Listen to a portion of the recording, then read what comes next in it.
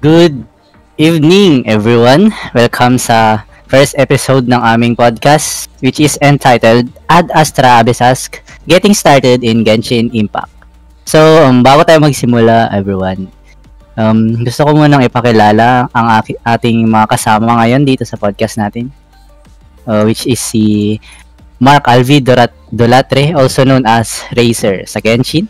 Yan. Hello, and then, James Verhel Garcia, which is also known Ace Killer Smile sa Genshin. And then lastly, of course, me, si James Russell Owalin, so as AZXC sa Genshin.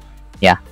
So, before we begin sa ating mga katanungan, introduce muna natin yung game syempre sa ating mga tagapakinig. So, especially for magsimula tayo kay Alvi. So, para sa'yo, paano mo introduce yung Genshin or sa mga newcomers or new players? Paano mo i-describe yung Genshin?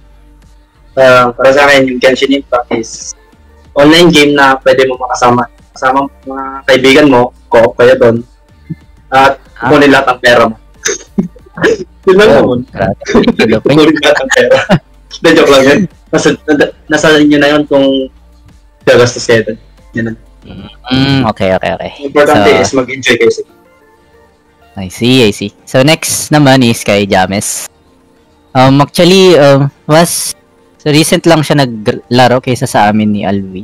So parang like last month lang ata. So ano naman kayang pananaw niya sa Genshin? Anong pananaw mo sa Genshin kan? Or paano mo introduce ang Genshin sa mga new players, James? Siguro nung simula ako ngayon, di ba nung una nagpan ako, gumawa ako ng sarili kong like pinag-isipan ko muna kung anong dapat ko munang gawin. And then at yun, nakita ko naman na mga iba kong kaibigan, kayo, tapos nakita ko naman na ang lalakas nyo na. Maybe iniisip ko din na magkuhan kayo na magkuhan ako na magsimula na rin ako mag-grind. And then nakita ko rin yung mga banner. Yun yung pinakauna kong nakita sa journey ko. Kasi ayun, nagsimula na rin akong mag-ipon ng mga primogens. So ayun. Okay.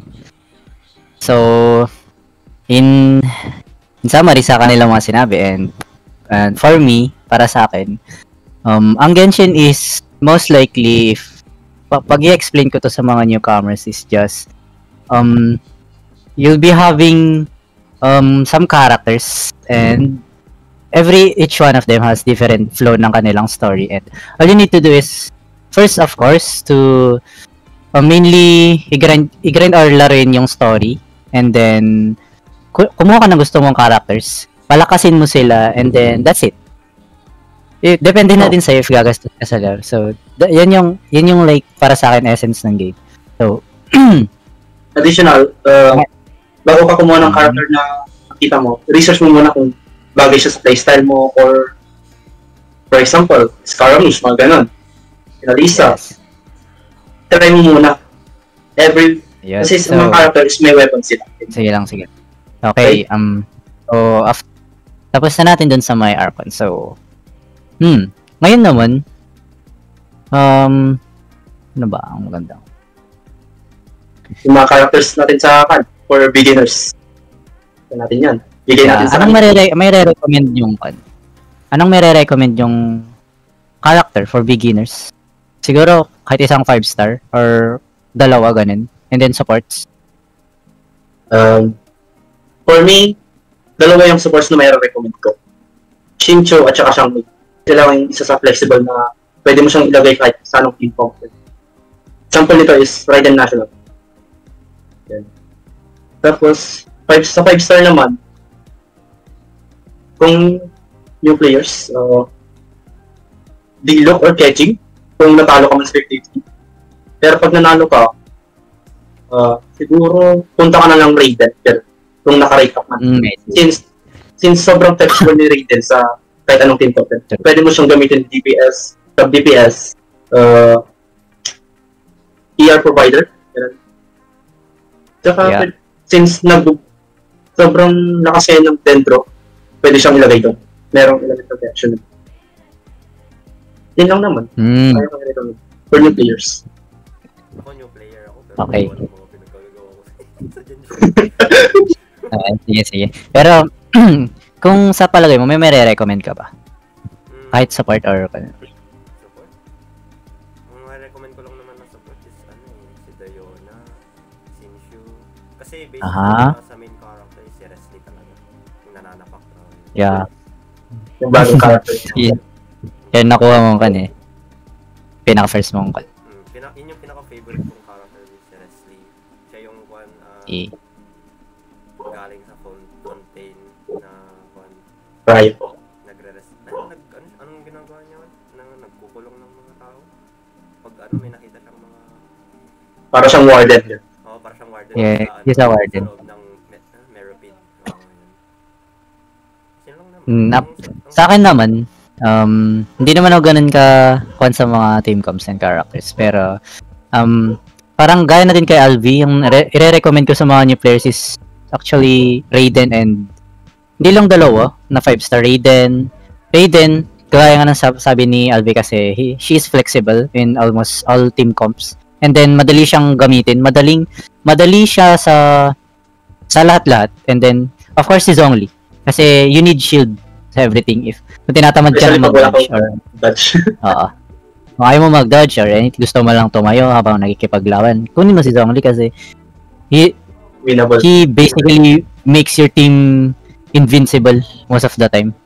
I mean, babawasan ka pa din naman pero syempre, shield ni Zhongli effective sobra. So, yeah, you really need him. Support siya, of course. Pag DPS, si Raiden syempre.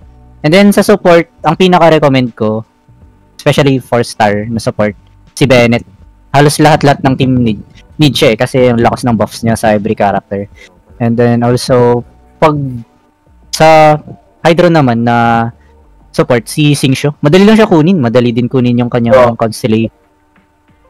Sa mga events ng Genshin, pwede siya makuha doon.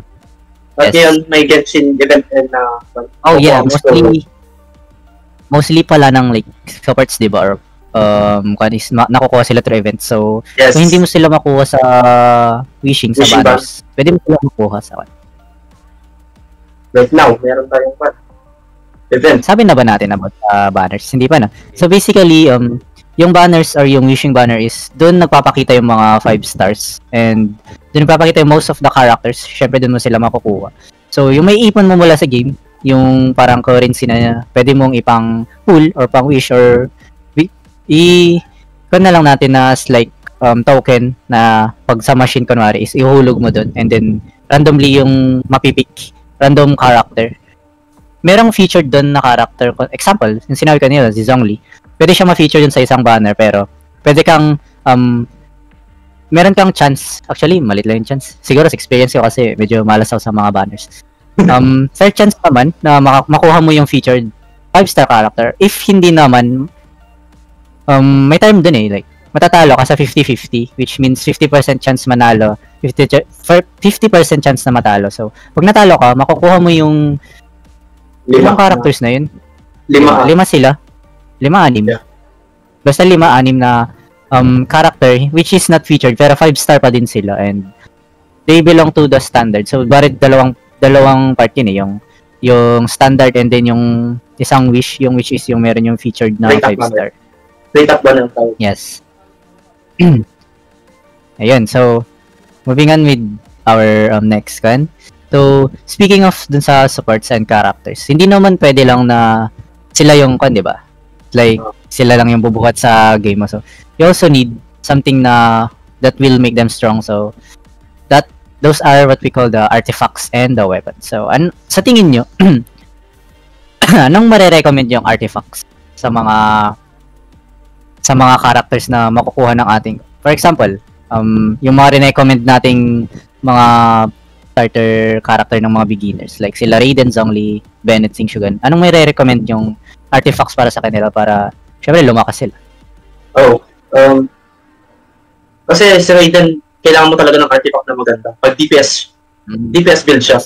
kailangan mo i-unlock yung Inazuma, yung domain doon na Oh yeah, that yung emblem Severed Fate ba yun yung tao?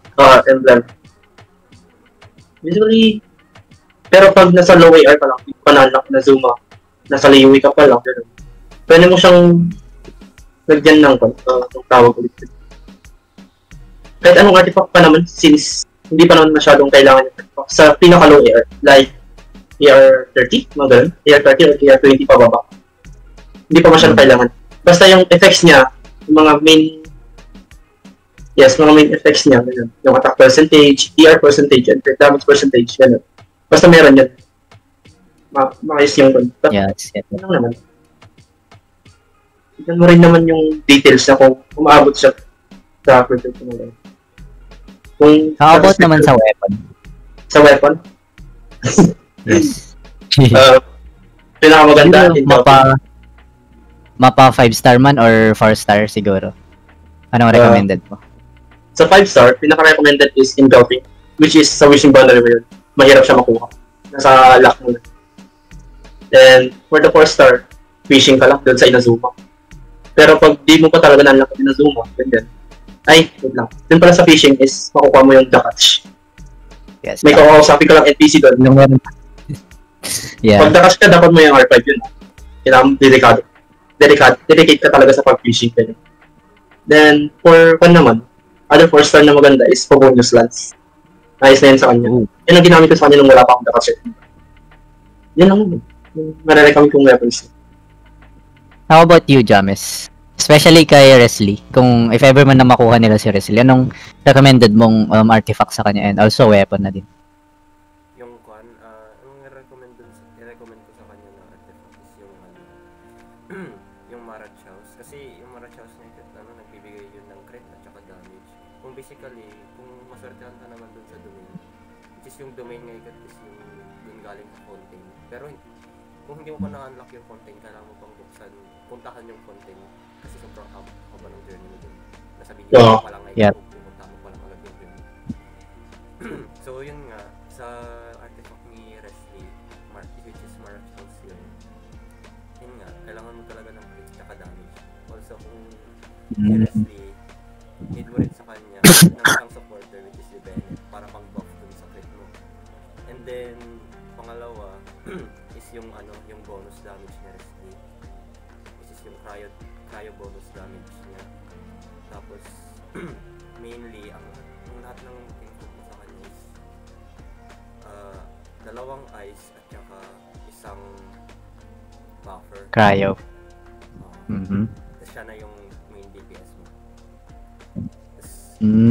Tapos apat na artifact na Marachaus. Tapos isang off-piece. Off-piece offset. Crit. Effect din. Pero ang stat niya sa taas niya cryo bonus. Wala kaming stats. Yeah, I see. Sa weapon, About sa weapon naman. Sa weapon naman, ang iniisip ko na recommend ko sa kanya is sa Forcer is yung The Weeds. Hindi ko alam kung anong Weeds Seed? The Weeds. Basta Weeds Seed. Ang bigay Siyempre, una yung kanya, di ba? Yung 5-star weapon niya tapos. Yan, the Weeds Seed. ang binibigay ko rin na stat na yun, crit din. Crit damage. Crit damage. Pero attack yun, di ba? Attack yung binibigay. Yes, mataas din yung attack ng weapon. Oo. Napalakas niya rin yung attack. Especially pag R4 mo yung weapon na yun, mas malaking attack bonus yung bibigay sa'yo. R5. Or R5. Yes, R5. Yun lang naman. Yung kaya rin. So, para sa akin, kapag sa con kasi, beginning AR or which stands for Adventure Ranks, basically, hindi mo pa need yung mga artifacts and also weapons if you're still under 45. Ang poproblemahin mo lang talaga is yung pag-ipon mo nung pangkuha mo ng artifacts which are called resins. So, mag-gather ka muna nun and then after mong mag-ascend or lumagpas ng 50, doon mo na problemahin yung artifacts. So, pag mag-gather ka ng artifacts or weapons para sa character mo, make sure na basahin mo ng mabuti yung description ng every artifact and yes, every buffs effects nito sa character mo sa team comps sa enemies din. And then make sure na bagay sila. So especially kay Raiden, pag i-summary ko yung kit or yung kung ano man yung meron kay Raiden, ang need mo talaga sa kanya is malaking energy recharge. Yeah, and then yung syempre yung crit ratio, which is crit rate and then crit damage. Those two, yun yung pang balance ng damage mo. So if mataas yung dalawa and then yung attack mo and lahat ng stats, ibig sabihin bigger numbers, bigger damage. So dun naman sa weapons, syempre, and then sa artifacts, yung rarity, which is also hanggang 5-star din. So if higher yung rarity, which means mas maganda yung quality ng artifacts, mas maganda yung bonus nila sa'yo na ibibigay sa mga characters mo. So yun, basically energy recharge para kay Raiden, and then pag kay Zhongli naman, need mo ng pinaghalong defense and then wrong pala, health points stats, and then pag kay Wesley naman, which is yung Marachos. So hindi ko ba actually nababasa yung description nun, so kung ano man describe ni Jamsin yun. So yeah, sa mga supports naman natin, ganun din, especially kay Bennett. Yung pang-increase ng HP and then yung pang-palakas ng kanyang burst. So, ano pa ba? So, yun lang dun sa akin. Ang need mo lang talaga i-focus muna pag nasa lower ranks ka is yung pag-complete ng quest. Dun mo mostly makukuha yung rewards or yung mga yung mga resins, yung need mong ipunin para makakuha ka ng artifacts. And then, also, ng weapons kasi nasa quest din or events din yung nagbibigay din sila ng libreng weapons. Actually, ang daming free sa larong to eh. You don't really have to spend like so much money para makakuha ng characters or weapons. Artifacts, wala din. Hindi ka din makakuha ng magandang artifact. Based talaga sa luck mo and sa dedication mo maglaro. Ayun. So, speaking of artifacts, weapons, hindi naman natin mapapalakas or hindi rin naman natin madadala yung like fighting natin if wala tayong tinatawag na skills or sa game na to tinatawag silang talents. So, sa talents, para sa inyo, if nakuha nila yung re-recommend natin, like si Raiden or sila Bennett, ganun, or any other, kung siguro kung gusto nyo i-mention na character, anong talent ang uunahin dapat nilang i-level up? Siguro ibigay nyo na din yung description ng talent na yun para mabigyan ng context yung mga tagapakinig natin. Hirap ng Raiden Wait lang. Basically yung kay Raiden, unahin mo muna yung elemental skill niya. Then, elemental burst. Wait, pagbalitan. Sorry. Elemental burst muna, then elemental skill. Then, basic attack. Unahin ko na yung elemental skill. Since basic attack is, madali lang siyang self-con na rin po. Yung elemental skill niya, pag pinundot mo yan, may magpapakita sa likod niya na bilog. Ang gagawin mo is punuin mo gamit ng elemental skill at elemental burst din ng teammate mo. Yung party combo. Once na napuno yun, mas malakas yung damage ng elemental burst. Kumbaga, nakasad yung damage ng elemental burst mo sa elemental skill mo. Mas higher yung nag-glow na bilog doon, more damage. Ano naman? Tapos, ano pa ba? Elemental burst.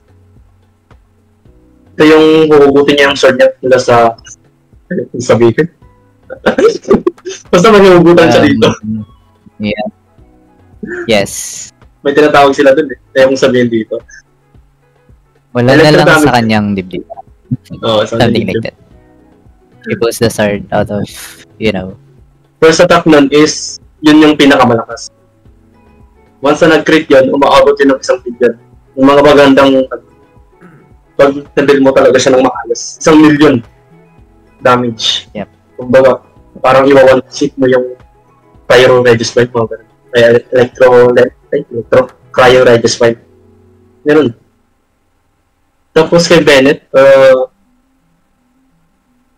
mas mauna yung kanya. Elemental burst, then elemental skill din. Ihuli mo na yung Yes. elemental skill niya. Parang slash lang. Pag, pag pinindot mo lang siya, mag-i-slash lang sa isang beses. Tapos pag hinold mo naman,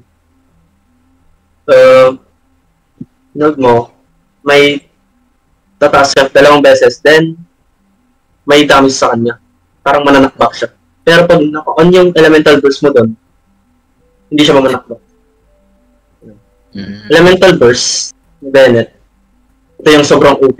Kaya gustong-gusto ng mga new players. Garuin mo yung buff at saka HP recovery.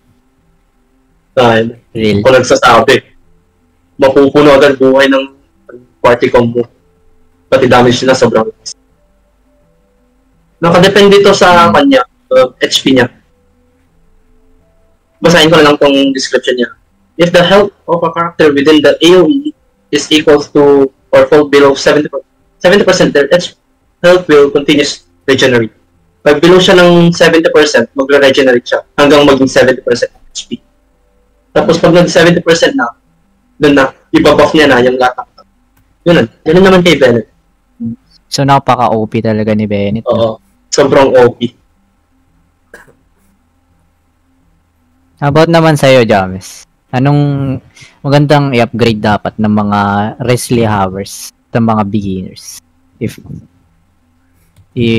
makuha nila si Wrestling. Isabay mo na rin si Singchok since parang kung naman si Singchok, di ba? Din si Singchok. Oo, din si Singchok dyan. Pag sa talents naman kay Wrestling, na ano to, ang mga recommended sa kanya na unang ipalakasin is yung first skill niya, which is yung ang tawag dito sa skill niya. Nakalimutan ko na. Ice Fang Rush. Ayun, Ice Fang Rush. Yung Ice Fang Rush kasi nagbibigay siya ng extra damage, extra crit damage, attack damage, tsaka bonus. Which is yun magmumultiply yun sa base attack niya. And then, kung napalakas natin yun into level 10, ang maibibigay niyang damage is more on, sabihin natin, pag nag-activate siya ng first skill niya, aabot yun ng, which is more than 100k, kung maayos yung artifact mo and then yung weapon mo. For the second skill niya, which is yung ultimate niya, yon. Kung napalakas mo naman din yun, yung ultimate niya, yun din, nagbibigay, meron yung burst sa kanya, na once na inactivate mo yung skill, yung ultimate niya, maraming magpapakita na base, hindi siya base, pero, anong tawag ulit dito? Yung mga damage, madaming damage na maibibigay dun sa Parang continuous damage yan. Continuous damage. And then yung passive naman niya, is tawag ulit dito. Yung tuloy-tuloy na base attack. Yan. Kung dinagdagan niyo yun sa Ice Fang Rush, and then kung inactivate mo yung Ice Fang Rush, and then tinuloy-tuloy mong mag-base attack, doon mo makikita yung damage kung gaano kalaki or kabilis mamatay ang na-atake mo.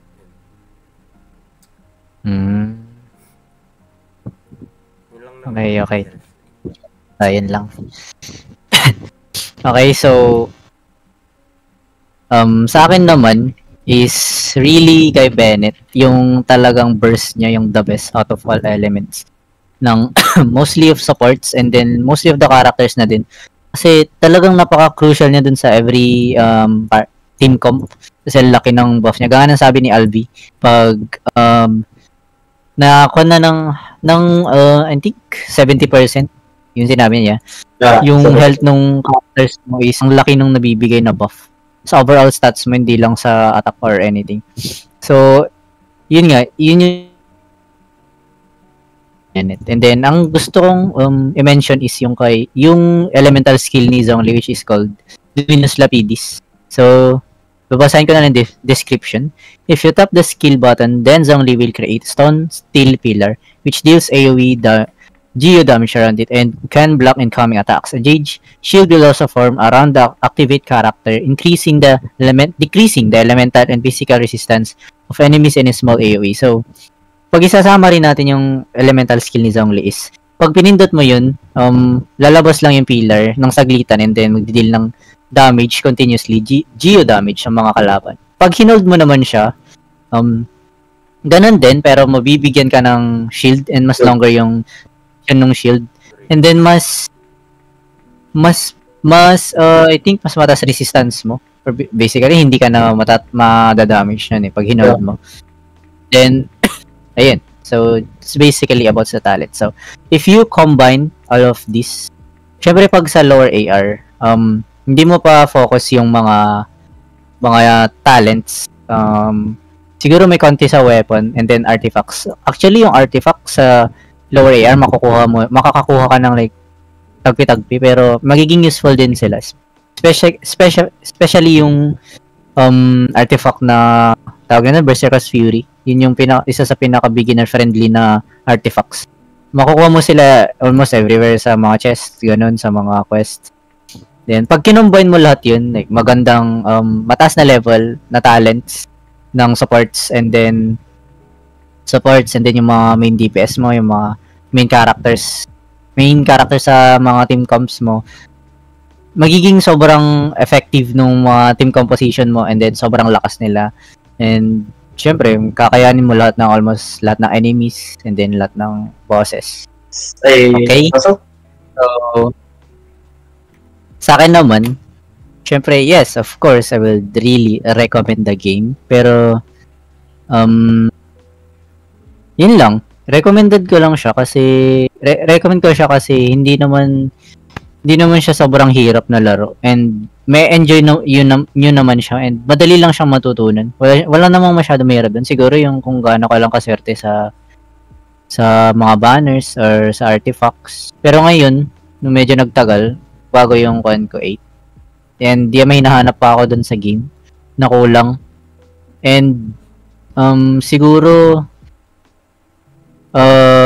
i-recommend ko siya sa mga medyo may kataasan yung sa may mga devices. Kasi with the next update, I think magbabago na sila ng visuals and tataas na yung requirements. So, if balak nyo maglaro in the future or ngayon, siguro upgrade na lang muna konti or pwede din naman laruin siya.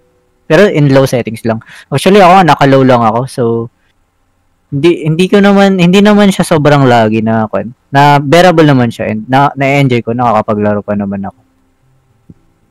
And yeah, madali siyang game and isa siya sa pinaka friendly na laro kasi most of the things are free. Ang gagastusin mo lang talaga is yung in-game currency. Hindi mo gagastusan yung artifacts, yung para malaro yung story, para ma-unlock mo yung isang area or something. Ang gagastusan mo lang doon is yung yun nga. Yung skins, yung characters. Pwede mo sila makonlibre if dedicated to it. Pwede mo siyang maipon pero mapag-iipunan ng mga characters. Pag kinuha ka sa ipon, gastos. Ay. Yes, kung mapipilitan ka, kung madami kang pera, pero yeah, friendly siya na game. Friendly. And kahit di mo siya. Yeah. And pwede ito sa lower ages kasi wala naman like foul content tong laro. Siguro yung konting violence. Konting violence lang ganyan. Konting violence? So, are you sure about that? It's about time na to end the podcast and thank you sa pakikinig. Thank you sa pakikinig ng ating podcast and see you on the next one. Goodbye and good night.